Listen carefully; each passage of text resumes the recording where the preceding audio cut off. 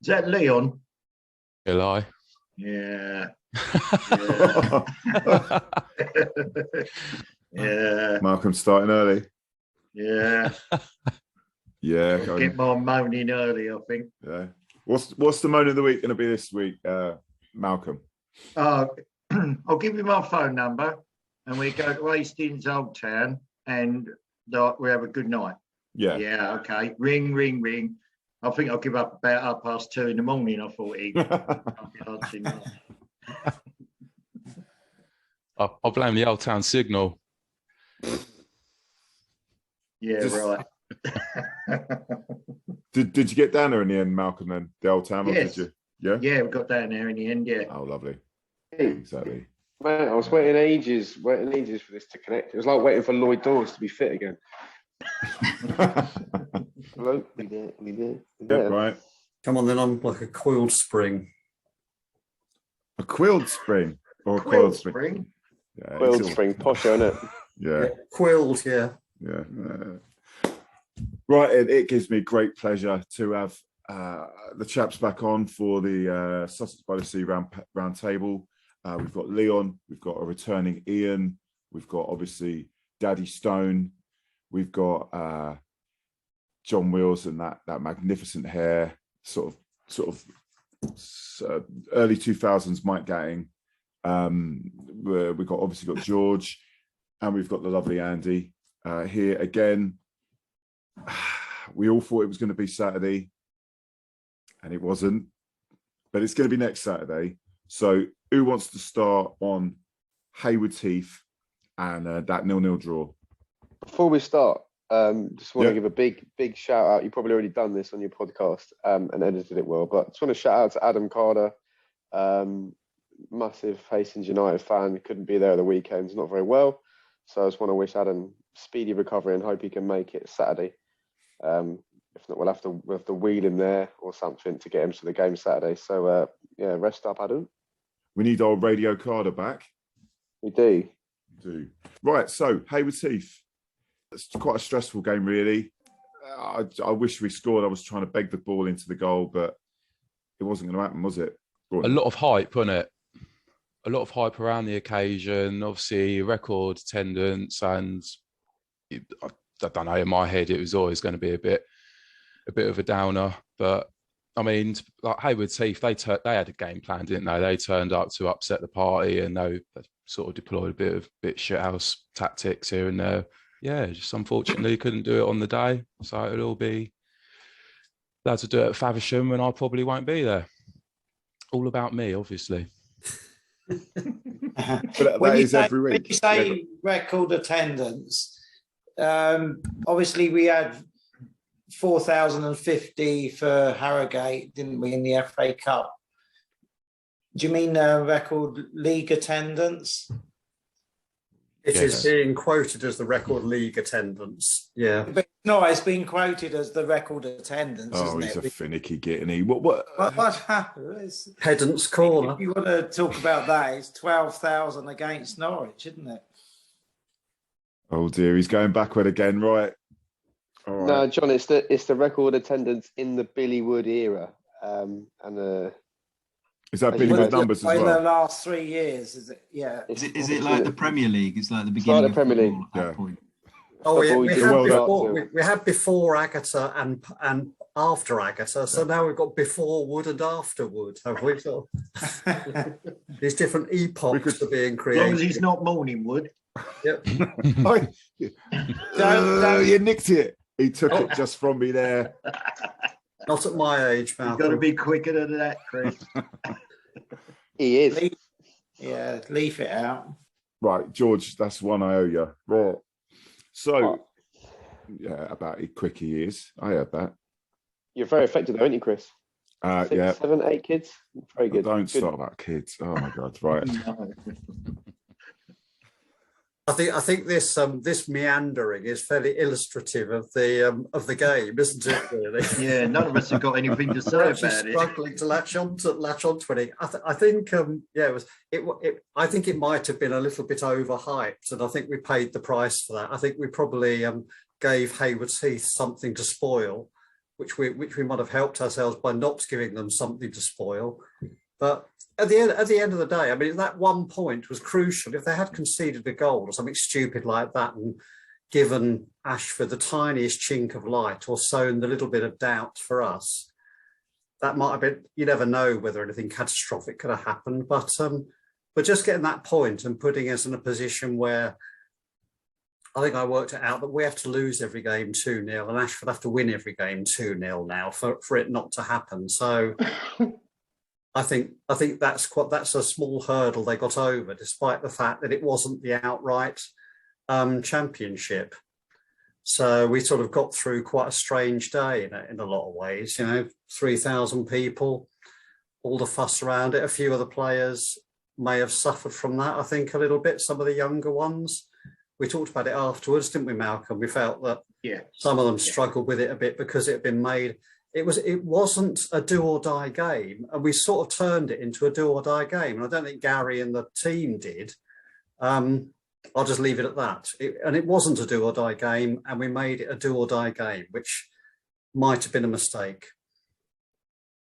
Yeah, I mean, really the pressure should have been all on them because they're chasing for points, aren't they, to keep in the playoffs? And we've more or less won it unless we put incredible pressure on ourselves, which we did. And it's always when we get a whopping crowd up there, I think then it kind of overrides what we do basically well and puts that kind of pressure on. But apart from that, I thought they were one of the best organised sides we've seen there.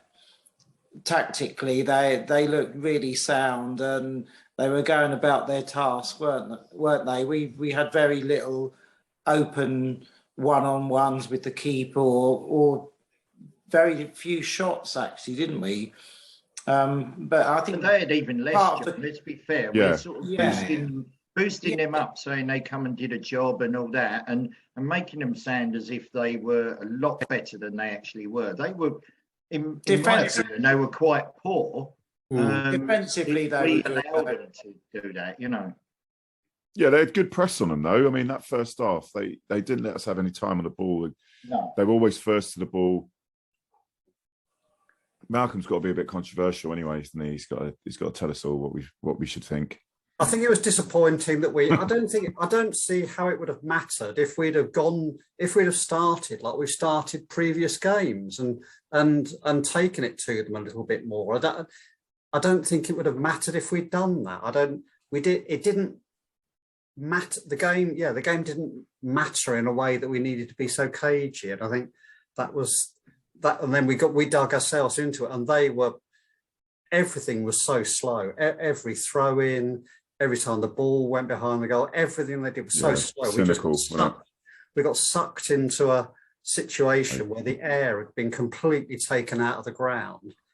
And it was very difficult to come back from that. I mean, having said that, we did create chances, didn't we? Finn O'Mara had a really good header from a corner that really was, you lot would have probably seen how close that was, I think, and Ben had the one-on-one with the keeper, which was the only time the keeper moved faster than a snail's pace, I think, during the whole game. He sort of suddenly turned into a dormitory town version of Usain Bolt for that, having just sort of crawled around his area for the rest of the match. Danny Parish had a one-on-one, which he took it one step too far, we thought. So we did have a few chances, but, we didn't get that little bit of luck where one of those, because if one of those had gone in, we'd have probably been okay. So I think they might have struggled to up their game from where they'd mentally put themselves. So we just didn't get that break for once, but we didn't lose. And, it's only maths that's against us now, and wild maths at that. So in the bigger scheme of things, it's no problem. I think you miss Ollie Black's long throw a lot in those kind of situations, don't you? Because you kind of got a situation. Long throws, yeah, but you kind of got a situation where they've got no pressure on them at all because they don't need to play football, and they didn't come to play football. They just came to try and make it as that, you know, as little football was played as possible, which is sort of their job, and they're happy with a point out of that. If you can put pressure on them by, you know, getting the ball in the box a lot, then maybe something drops for you, but you're going to struggle to score in open play in those kind of circumstances, which we did. I mean, I thought they looked a good team. I don't know whether they're a good football team, but they looked a good team of some sort. I thought they were tiring, and I thought it was just. I don't want to sound really bad here, but like Sam Aslow, who's been playing very well last few games, just that last 20-25 minutes, any corner, anything he put in weren't beating the first man or was over everyone's heads, and I thought that was just key. I thought we'd have them in the last 20 minutes. I just thought they'd knackered themselves out. But that's a very good point, actually. There was a free kick bang on the edge of the box and followed up by a corner and a couple of corners in short order that we didn't. And when he's taking those corners, you really thought this is where we could have that little bit of luck. And just for once in the past 4 games, he didn't deliver it, did he? And that's those little moments. It's just, you know. It's a similar sort of thing in a way, in that, you know, you got that corner in the last minute of injury time kind of thing, and everybody's kind of going, right, this is it, this is the moment, this is it, you know, there's so much pressure on that one kick of the ball that you know, it only takes a human to screw that up and knock it at the first man at the near post, you know. Look, I think a lot of this is very, very negative. I think where we had 2 games ago, we needed 7 points from 6 games, and you think, well, it might take us perhaps until a couple of games to go to get it. And then, you know, we got kind of 5 of those points last week with us winning, Ashford drawing. They put so much on this game. Actually, looking at the running, a point at home to Haywards Heath is a good point.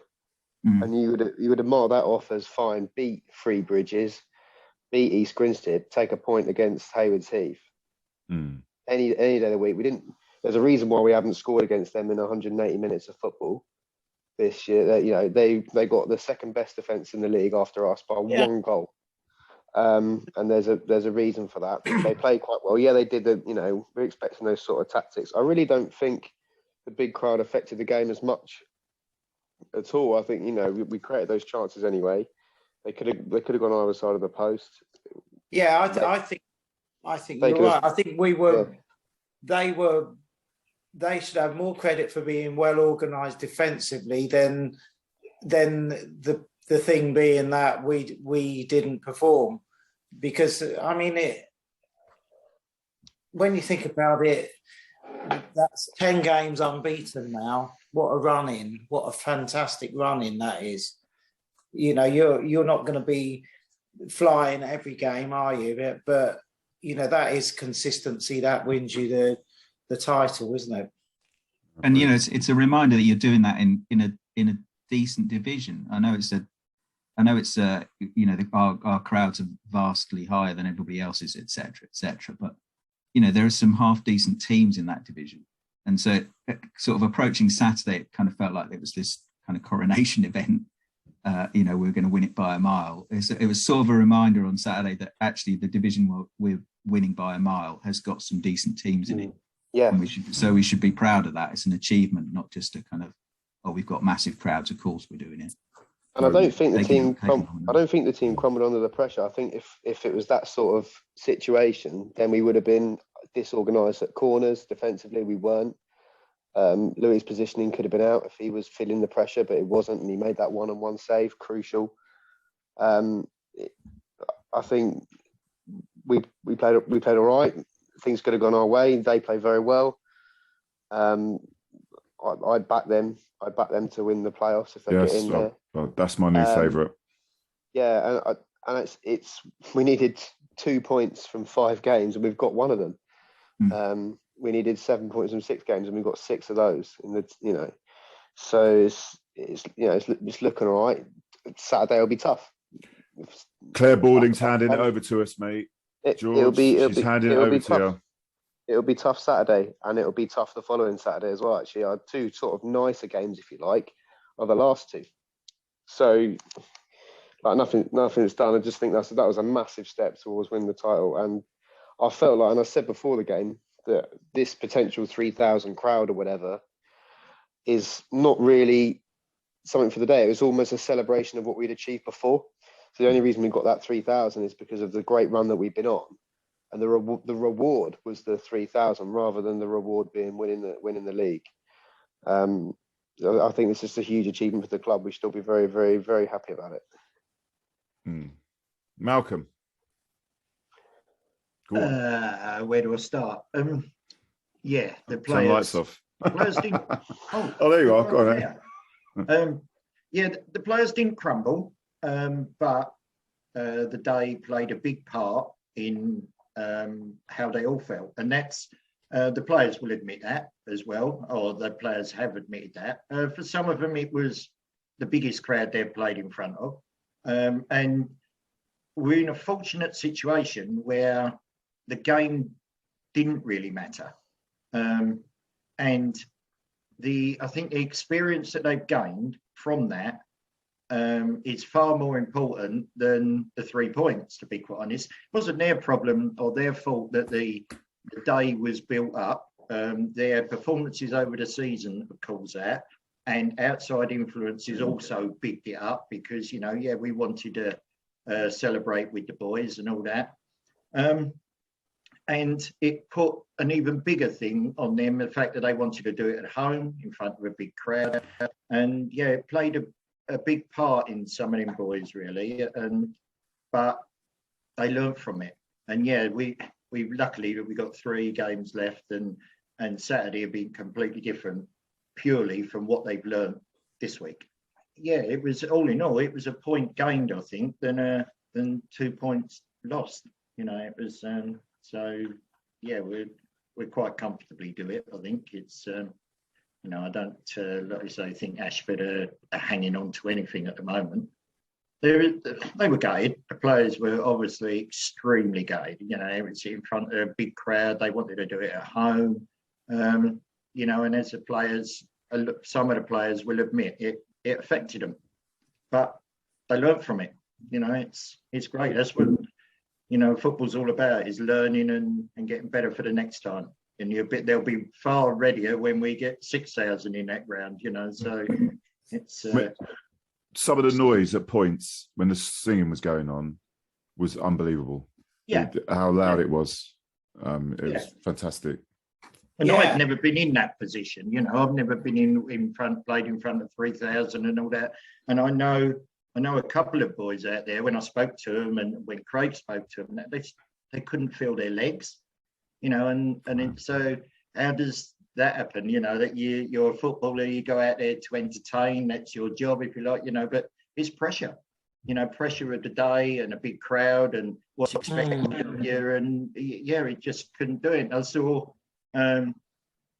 Gary a few times saying to TC, just hit the channels, and that wasn't a tactical thing. That was because he was getting caught on the ball, because his legs were doing things that he didn't want him to do.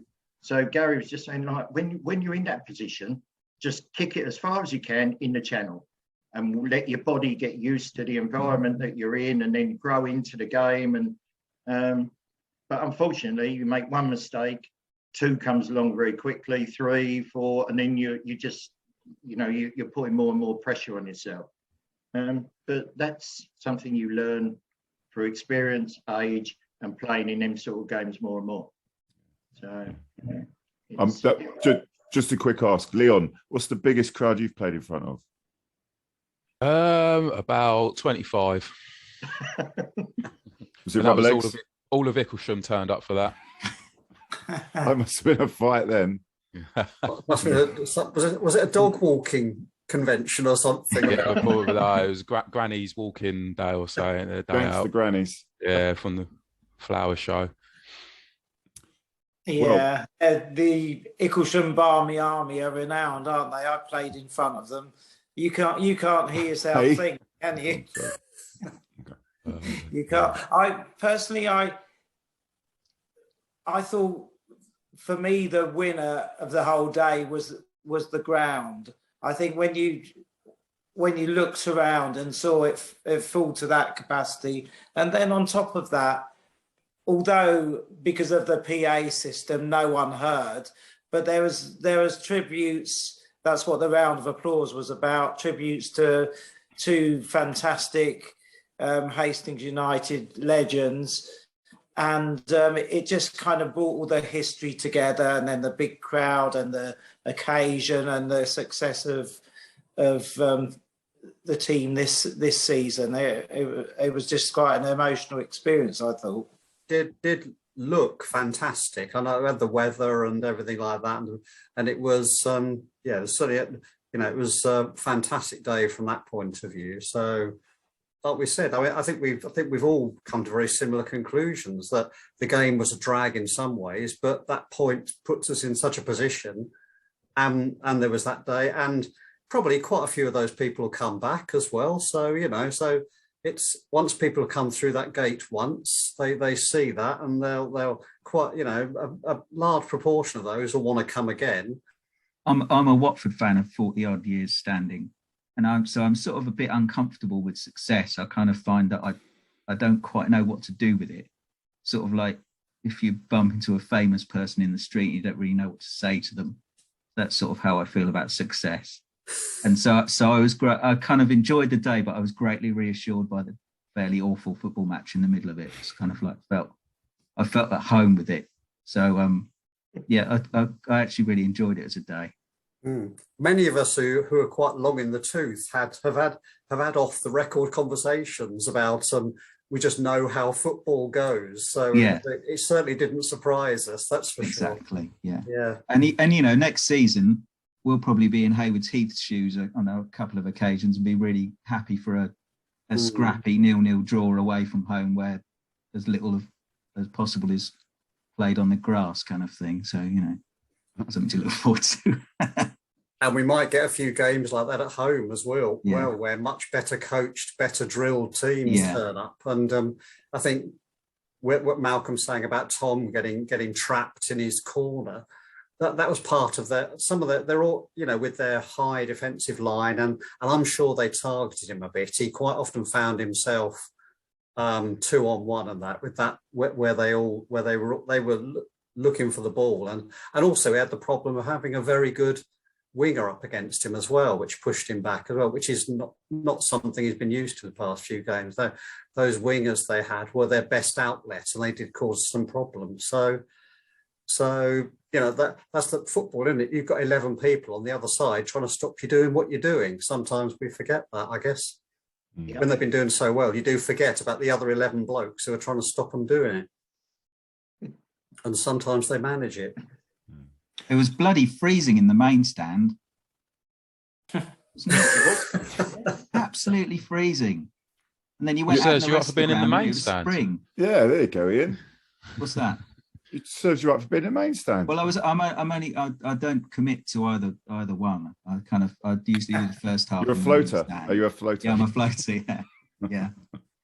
Yeah. I must admit, I'm in the main stand for the first half and then somewhere else in the sun for the second half. Yeah. We went and sat up. The Johnny come lately's barging into our seats. By the time we'd got, that didn't go down well. I spoke to you before the game. You were not happy, were you? I'm still adamant that I'd pay an extra 30 quid a year to have a seat nominated. But Billy Wood hasn't snatched my arm off yet.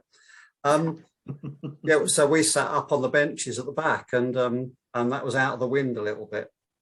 It wasn't the Labour councillors that were sitting in your seats, was it? Because there was quite a few of them turned up. Were there? Oh, well, there you go. On the bandwagon. Never. They'd ever jump on a bandwagon, would they? They'll do anything for free champagne. How did you feel? I thought about this yesterday, actually, Chris. How did you feel about the cake stand? I expected you to be sort of staging some sort of anti-gentrification protest in front of it. I think I was hardly awake as it was. No. I tell you what, I bought a piece of brownie from it. If you'd had a piece of brownie from it, you would have been awake for the second half. It had more calories in it than I think I'd normally consume in an entire month. I was about to ask, what sort of brownie? Yeah, hash brownie. Did you say it had a lot of cannabis in it? Or calories? Amsterdam's finest. Left them in the bar. They're still in there. No, Of course, was that the little brown paper bag you were carrying, Malcolm? Was that a cake shop purchase? Yeah, I'll put it down on the floor, and that's where it still is. Oh well, someone got lucky. Yeah. must mention quickly, Walk and Talk Men's Mental Health, Haywards Heath. Lee, who's a Haywards Heath fan, walked from Haywards Heath to Hastings overnight, him and a few others, all in Walk and Talk Men's Mental Health for a good cause. I was supposed to go along with him, but I was on night shifts. I was going to make him breakfast, cup of tea, but he didn't get into Hastings till about 1:30 in the afternoon. So I needed to sleep. So so I didn't do him a cup of tea. How come you're calling out people like that? I walked all the way from the top of Downs Road to get to the match. I was knackered. Okay. Yeah, and I came on the bus. All right. Okay. Fair enough. I got moved from the train and because it had broken down or whatever, and we were stuck at Rye for an hour and a half.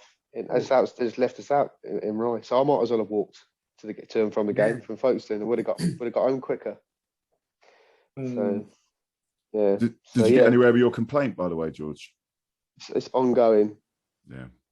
Yeah, not good enough, really. It's quite bad, really. We could have allowed everyone to wait on the train while they called us taxis. This is 11:30 at night. We were taken off the train, and we were there outside Rye Station until 1 a.m. waiting for a taxi. Jeez. So it's quite bad. And there was a young girl on her own as well. It's quite bad, really, to do that. So, and some girl on crutches. So it was pretty bad. Some are usually all right. So so I could have walked as well. They usually get a coach out quite quickly, don't they? No, they said, we've rung you a taxi, and then half an hour later I pressed the button on the platform and they're like, the taxis haven't confirmed that they're coming yet. So, we haven't rung them. Yeah, basically is what that usually means. Yeah, exactly. So I said, right, I'm going to break into the cafe then, make everyone a cup of tea. So I left them some messages saying, can you come round and fix the windows in the morning? Mad. But anyway, even that didn't spoil what was a wonderful day out of the football. One of the best, if not the best day of the season on Saturday. I thought it was really that good. I had such a good time, even though it was 0-0. And great fun in the clubhouse afterwards again. Got a fantastic picture of Jack Dixon racing Kev Towner around the clubhouse on mobility scooters. Absolutely wonderful sight. And just the togetherness between the fans and the players is like nothing else at this level or any other level, really. Feels such a great thing to be a part of. Can't wait for Saturday. It's going to be great. I stayed behind for the first time. I'd stay behind, actually. And I thought we really enjoyed the hour and a half we were there. It's pretty cool. Yeah, it's really good. So yeah, what was the band like? I was up by the other bar. Don't hang on. This is Windy's mates now. Windy's mates, be nice. Nice. It was like somebody. It was with I don't know. With apologies to Craig, Malcolm. It was the lead singer was like a walrus with a sore tusk. Honestly, it was just like someone had trodden on his. It just they absolutely murdered some of my. Apologies to Craig. I don't. Yeah, what's Craig's not a walrus? No, it was apologies for me for boring him. Probably it was a toothpaste joke. Oh god, yeah. Oh, okay. We're not quick enough for you. You can always cut it. You can always cut it out. Yeah, he was too good for me. That one. He was a walrus with a sore tooth. They destroyed many of my teenage favourites. I think they did Ever Fallen in Love by the Buzzcocks. Oh, okay, yeah. And I'm sure Pete Shelley, bless him, has only just stopped spinning. And but I did see my inaugural Pete's Heritage did Up the Junction. Oh, nice. As a karaoke style number. So I sort of broke Was it as beautiful as we can imagine it? Well, yes, yeah. He did his bit. But yeah, it was it was something to. It was that we were having a shout over it really, so it's a bit of a shame. Okay. Anyone else I about think- the clubhouse? I think I left the clubhouse about 10 o'clock Saturday night, so I had quite a good time, as you might imagine. Yeah, just brilliant in there. It's brilliant now. It's good to see so many people. Usually it can get quite empty soon after the game, so I think the band really did their job, and it was something for people to stay for, and a few more people stayed. It was good fun. Yeah, I have to apologise to Malcolm for letting him down. Yeah. I was going to give him a tour of Hastings and stood him up. Yeah. Why was that? You were just pissed, or what was it? Yeah, pissed basically. Yeah, I think I said, come down. I was talking about the Nelson one. I said, come down to the Nelson. Come down to the Decent Nelson. jukebox and the Nelson.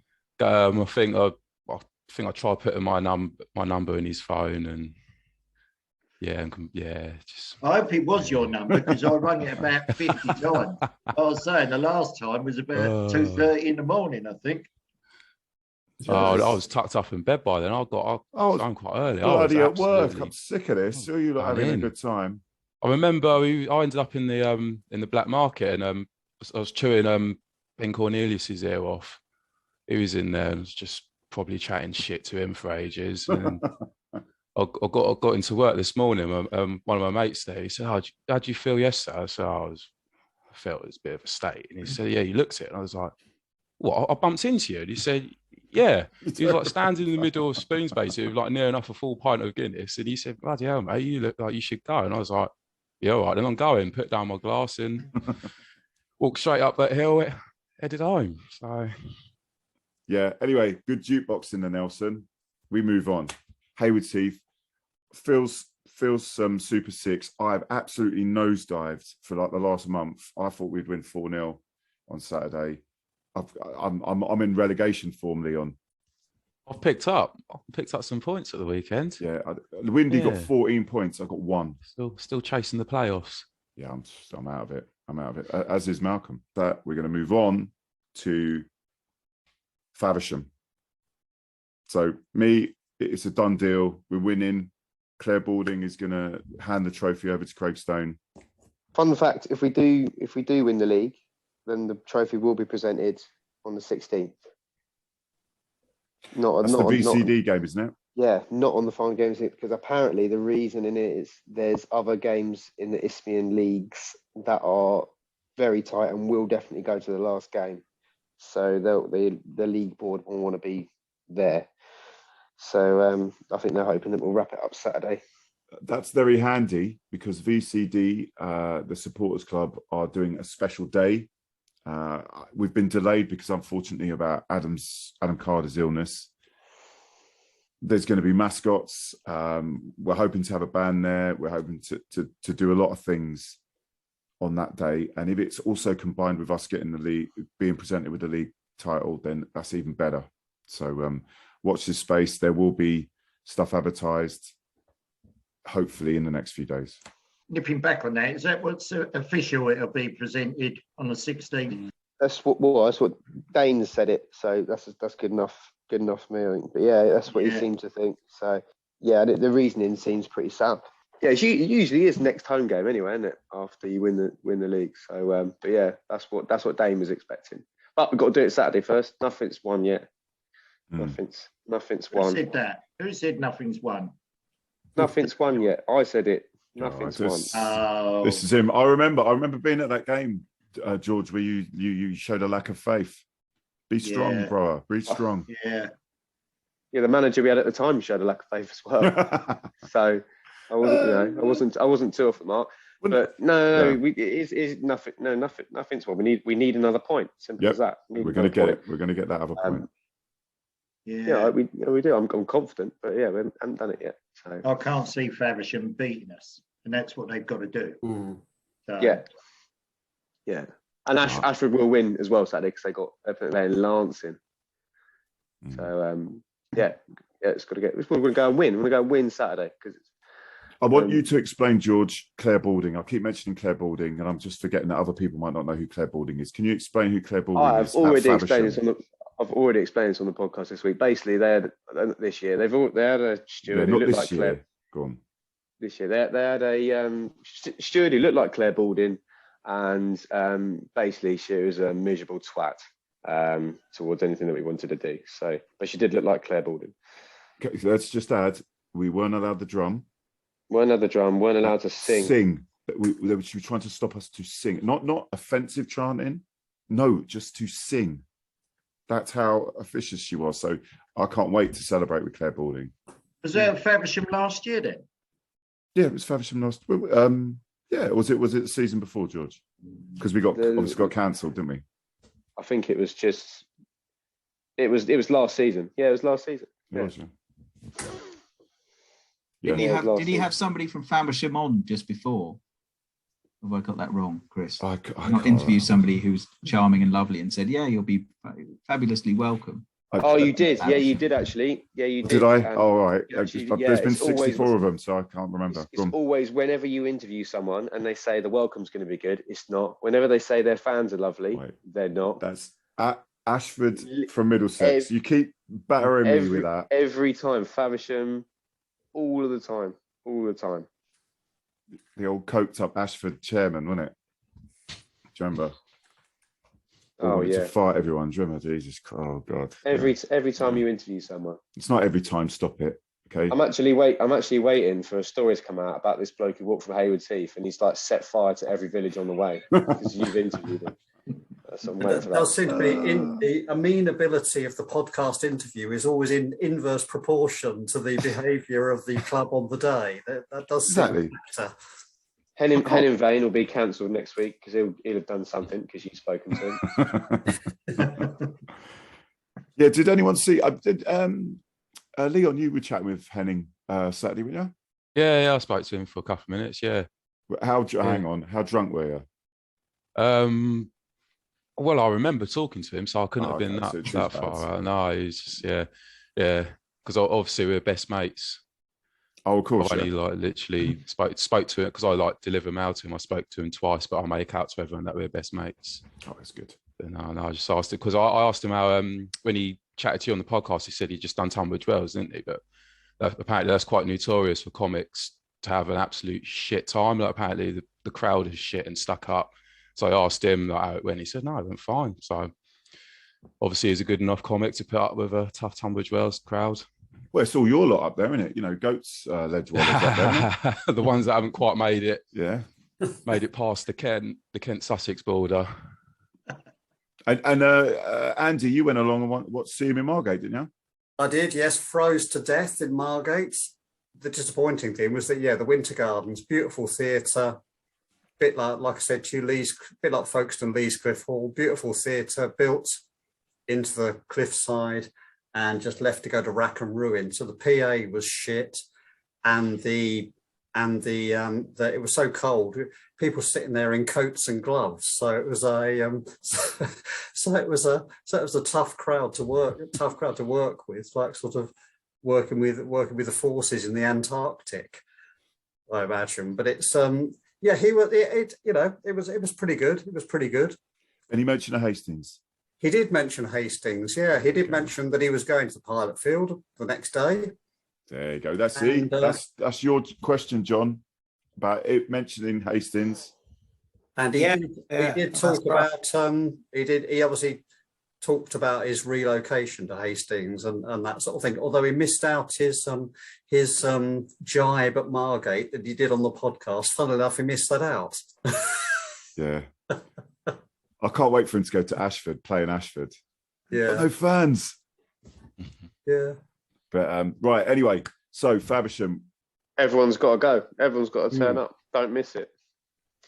Yep. I can't be there.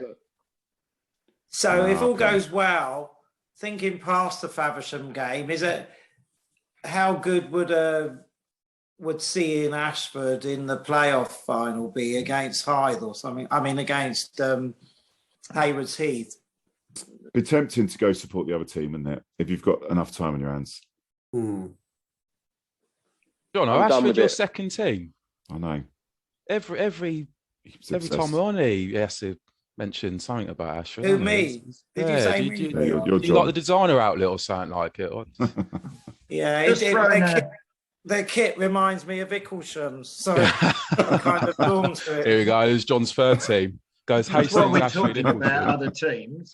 That's why we're talking about other teams and playoffs. What does everyone reckon on what's going on at Ramsgate? What's that all about? Their manager resigning.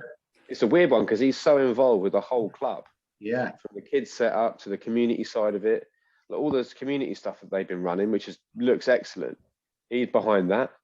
All the youth development, he's behind that. I can tell you, I've spoke to him, and I spoke to him today. And he just said to me, football's a funny old game. That's all he would say. And I'm like, okay, because I'm not going to like pester him, but he did say all the best to Hastings. And he says that you fans are magnificent and the club is run really well. You can see there's a good, so I think maybe there's something, because he kept going on about the nature of the club and that there's a real togetherness there. So yeah. But anyway, sorry, George, to butt in there, mate. I'm sorry. No, it's right. It's mad, and same with Haywards Heath, isn't it? Actually, they sacked their manager. So it's very strange, and I thought that was really odd at the time to sack the Haywards Heath manager. Obviously, they still look good, but they looked good before they sacked him. It's very, very odd, very strange. Yeah. It is a weird game. It is weird. If Ramsgate have forced him out, that is shocking, isn't it? Really. Well, I mean, they do a ton of stuff at Ramsgate. They really do. They go above and beyond. And who knows? I mean, they weren't doing so well, were they, last few games? And people panic, don't they? There's other people available as well, you suppose. Obviously, Well, they made that appointment very quickly. So it's Steve Lovell, isn't it? Yeah. Same with Sevenoaks. We've they got someone else in at Ramsgate already. Yeah. Steve Lovell. Steve Lovell, massive appointment. So that takes time to get someone of that caliber. That takes some time. So that was clearly, obviously, already in mind. Yeah, exactly. Where was Steve Lovell? Was he a sitting ball? He's played for us, hasn't he? Steve Lovell's played for us, hasn't he? Didn't he manage Town as well? He played for Town, managed United. Oh, that was it. Yeah, he managed United after we got relegated from the Southern Prem.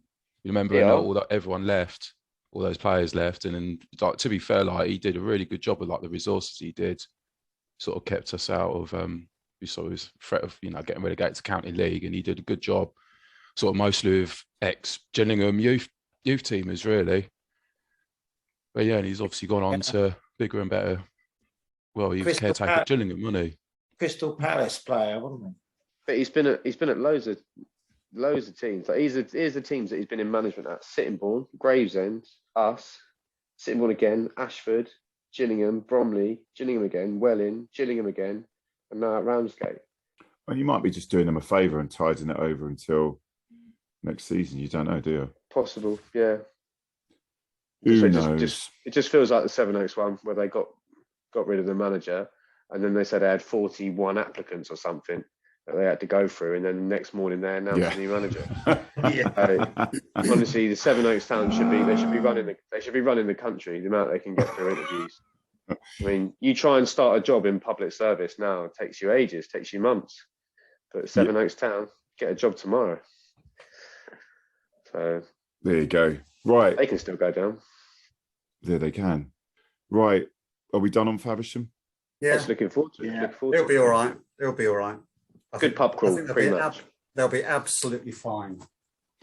Faversham, is that the one where there's a couple of decent pubs on the walk to there, George? Yeah, and actually we went to the ones in between the station and the ground last time. That pub called the Elephant's good, but there's loads in town as well because it's all around the brewery, isn't it? So, be good. We'll be up there early. I've got 2 moans of the week. Yes. I don't believe it. The first one, what that PA, I didn't hear a word John said all the way through. Whatever he said, I didn't hear a word of it. And I was sitting, 15 yards away from him, where I was sitting in the main stand. Couldn't hear a word, didn't hear one word he said on that PA system about what. And then I stood up applauding, and I didn't know what I was applauding for. No, I don't think anyone knew what the applause was for. It's a shame, really. I mean, you think possibly in the main stand it'd be audible, but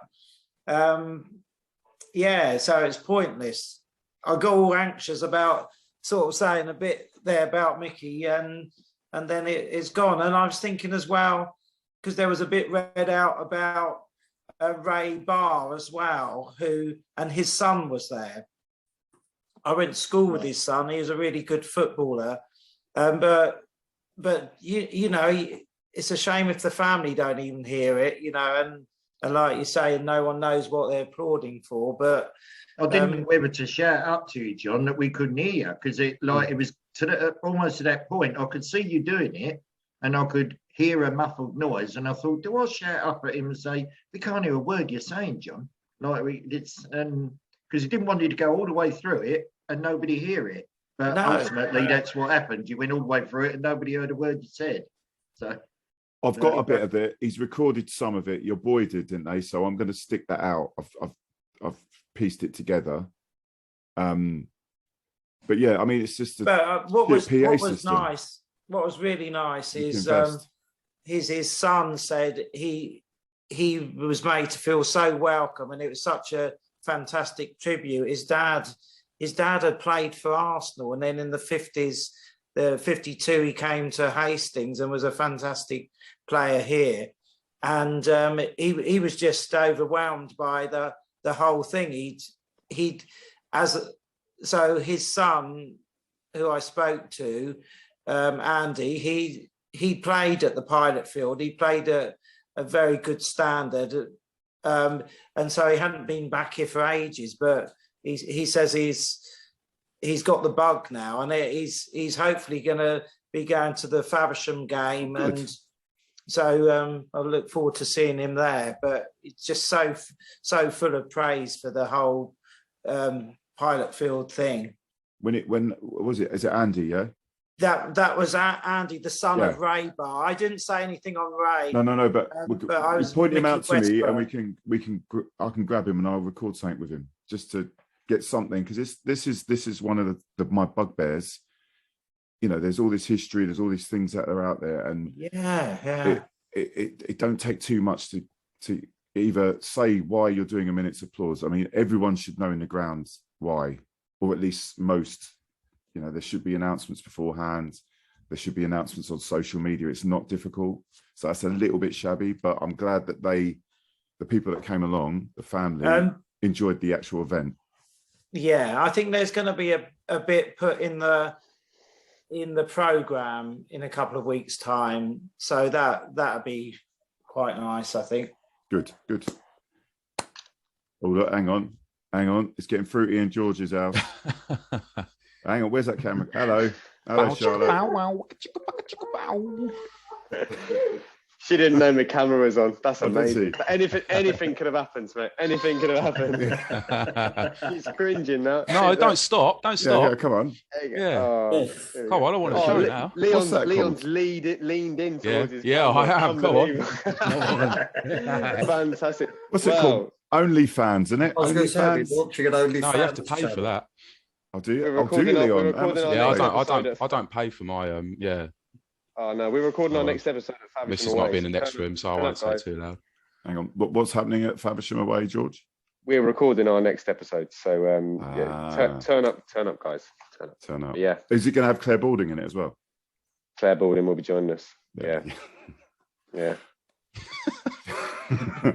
Well, we're winning the league next week.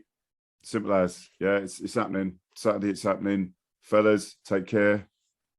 Leon, Ian, Andy, Malcolm, John, and George. I will be seeing you at the game.